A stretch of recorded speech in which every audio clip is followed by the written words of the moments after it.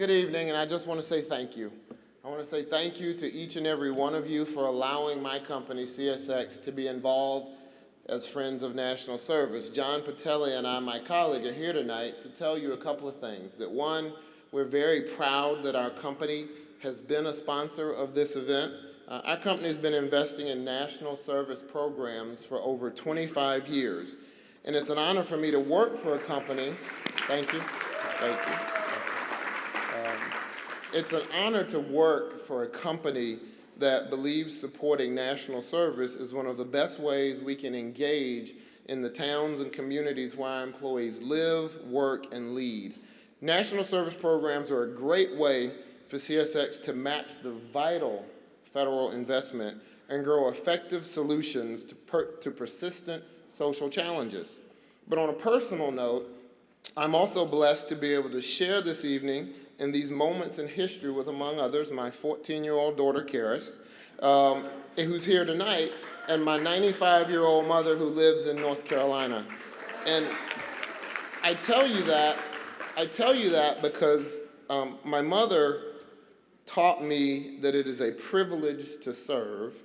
She instilled in me a desire to help others defy their zip code destiny, and she passed on a responsibility that we have to advocate for what is right. And I know that that's been passed on to my daughter because I see in her a burning desire to change the world even before she can drive. I applaud all the young in this room, in age and in heart, who have a scorching desire to serve others. Much of my professional career has been spent in the government relations field, and I've observed and engaged in congressional strategies that work and some that don't. I've also been a friend of Voices for National Service for a long time, so I've watched how you engage and educate and cultivate with members of Congress like those here tonight. I've learned from Ann Mara on a number of occasions, watching the tireless, passionate, cutting-edge leadership of Ann Mara and Jennifer and so many others.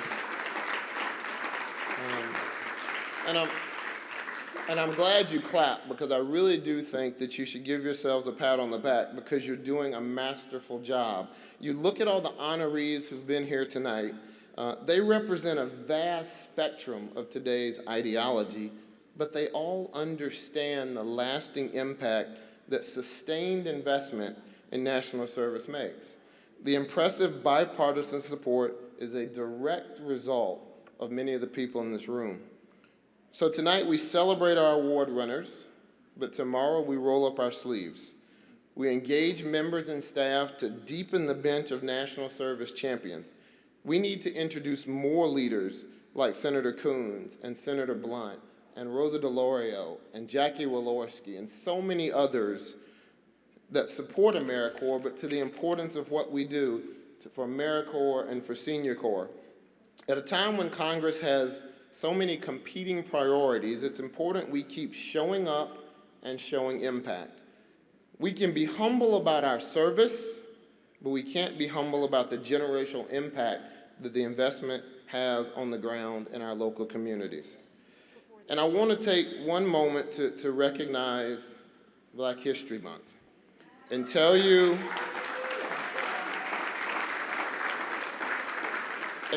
about a couple of people who have inspired me in my life to service. And I want to mention to Ryan that the couple of people I've mentioned, I see in your destiny, spend a little bit of time behind bars. John Lewis, who was to be honored here tonight and will be honored in the coming weeks by the NAACP, both as a young man and throughout generations, has changed the world. And his birthday, his 80th birthday, will be February 21st. And John inspires because he fought as a young man. He fought as he grew up. He fights in the Congress for things like the tax change for AmeriCorps. And the most amazing thing is, through what he's going through now, lift a prayer because he'll never stop fighting. The second is a man who was himself released from bars on February the 11th, 1990, and that was Nelson Mandela.